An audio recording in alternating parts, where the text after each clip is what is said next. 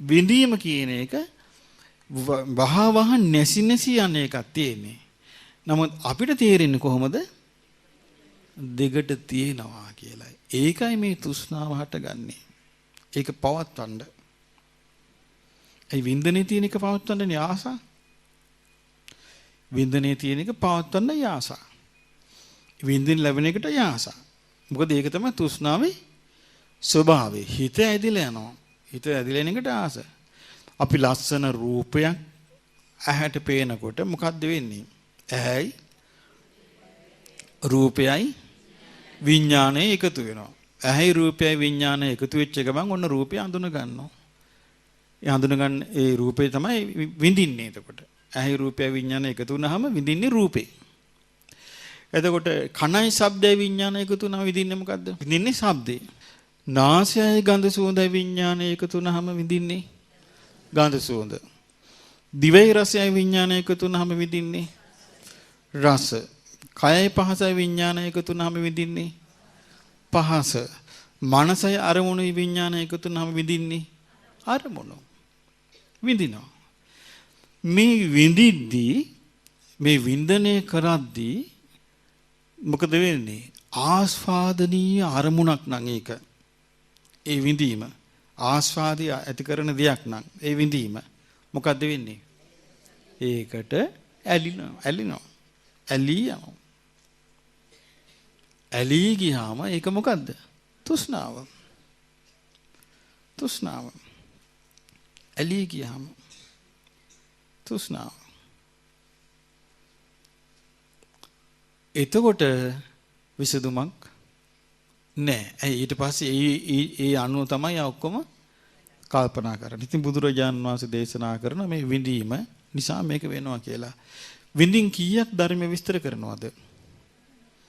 3ක් විස්තර කරනවා. සැප වේදනා, දුක් වේදනා, උපේක්ෂා වේදනා. මේ කොයි වේදනාව ගත්තත් මේ වේදනාව බුදුරජාන් වහන්සේ මේ දේශනා කරනවා එක්කෝ ඒ වේදනාව ඇහි ස්පර්ශයෙන් හටගත්තු විඳීමක්. එහෙම නැත්නම් කනේ ස්පර්ශයෙන් හටගත්තු විඳීමක්. එහෙම නැත්නම් නාසයේ ස්පර්ශයෙන් හටගත්තු විඳීමක්. එහෙම නැත්නම් දිවේ ස්පර්ශයෙන් හටගත්තු විඳීමක්. එහෙම නැත්නම් කය ස්පර්ශයෙන් හටගත්තු විඳීමක්. මේ විදිහට වේදනා විඳීම හට ගන්නවා. එතකොට මේ විඳීම බුද්ධ දේශනාවේ තියෙන්නේ කොහොමද? දී බුබුලක් ඇති වෙලා නැති වෙන වගේ සුළු දෙයක් කරහා හිත ඇදිලා ගිහිල්ලා බලන්න වෙච්ච දෙයක්. දී බුබුලක් හට ගන්නවා වගේ සුළු දෙයකට හිත ඇදිලා ගිහිල්ලා දැන් අපිට මේ ගැලවෙන්න බැරි විදියටම මේ අහුවෙලා නේ ඉන්නේ. නමුත් බැලූ බැල්මට අපිට හිතුන්නේ මේක දිය බුබුලක් වගේ ඇති වෙ නැති වෙනවා කියලා. මොකද හේතුව? මේ විඳීමේ ඇත්ත ස්වභාවය වැටුනේ නැති නිසා. හිතෙන් මවල දෙනවන්නේ මහ විශාල දෙක. අයි බුද්ධ දේශනා විඥානයේ විස්තර කරන්නේ කොමක් හැටියටද? මායාවක් හැටියට. ඒතර මායාව විඳීමට එකතු වෙලා නැද්ද? ඇයි දැන් වින්දනයක් හටගන්නේ ස්පර්ශයෙන්. ඒතර ස්පර්ශය කිව්වම ආධ්‍යාත්මික ආයතන 6යි බාහිර ආයතන 6යි විඥානය එකතු වෙලා. ඉතින් මායාව එකතු වෙලානේ. මායාකාරය. එතකොට විඳීම හට ගන්නකොට මේ විඳීමත් එක්ක මේ මායාව තියෙනවා. ඒ විඳීමත් එක්ක තියෙන මායාව නිසා තමයි හිත මේකට ඇදීලා යන්නේ. හිත ඇදීලා ගිහිල්ලා මේකෙන් ගැලවෙන්න බැරි මට්ටමටම ඉන්නේ. ඉතින් අර සාමාන්‍යයෙන් මහා පින්වන්ත වීරයෝ ඒක වෙනස් කරගන්නවා. වීරියෙන් නුවණින් වෙනස් කරගන්නවා. වෙන ක්‍රමයකට වෙනස් කරන්න හීන වීරිය ඇති කෙනාට මුකුත් කරන්න බෑ. එතකොට විපස්සී බෝසතාණන් වහන්සේට අවබෝධ වෙනවා විඳීම තියෙන්නේ ස්පර්ශය නිසා. විඳීම තියෙන්නේ මොකක් නිසාද? ස්පර්ශය නිසා. එතකොට මේ ස්පර්ශයේ බුද්ධ දේශනා විස්තර කරන 6 ආකාරයි. මොනවද? ඇසේ ස්පර්ශය, කනේ ස්පර්ශය, නාසයේ ස්පර්ශය, දිවේ ස්පර්ශය, කයේ ස්පර්ශය, මනසේ ස්පර්ශය. මේ හේතුඵල ධර්මතාවය හේතුඵල විදියටම බලන්න ඕනේ. මගේ ස්පර්ශය කියලා බැලුවොත් ඔන්න වැරදුනා. සුමනාගේ ස්පර්ශය, සුජාතාගේ ස්පර්ශය කියලා බැලුවොත් වැරදුනා. මොකද හේතු වැටෙන්නේ නැහැ එතකොට. මේක වැටෙන්න නම් කොහොමද බලන්න තියෙන්නේ? ඇසේ ස්පර්ශය, කනේ ස්පර්ශය. එතකොට මේ ලෝකේ යම් තැනක ඇසක් තියනවද? එතන ඇසේ ස්පර්ශය තියෙනවා. මේකල යම් තැනක මේ ලෝකේ කනක් තියනවද? එතන කනේ ස්පර්ශය තියෙනවා. මේ ලෝකේ යම් තැනක නාසයක් තියනවද? එතන නාසයේ ස්පර්ශය තියෙනවා. මේ ලෝකේ යම් තැනක දිවක් තියනවද? එතන දිවේ ස්පර්ශය තියෙනවා. මේ ලෝකේ යම් තැනක ශරීරයක් තියනවද? එතන ශරීරී ස්පර්ශය තියෙනවා. මේ ලෝකේ යම් තැනක හිතක් තියනවද? මනසේ ස්පර්ශය තියෙනවා.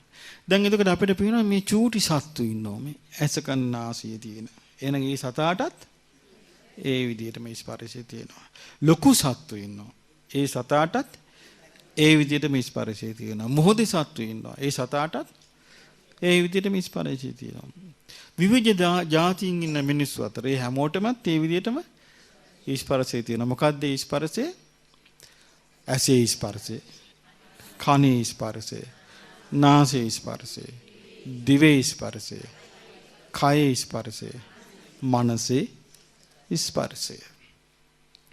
එතකොට ස්පර්ශය කියන්නේ මොකද්ද? තින්නම් සංගති පස්සෝ. තින්නම් සංගති. සංගති කියන්නේ එකතු වීම. තුනක එකතු වීම ස්පර්ශයයි. මට මතක අපි පොඩි කාලේ ඉගෙන ගත්තේ ගැටීම ස්පර්ශයයි කියලා. අරමුණු ගැටීම.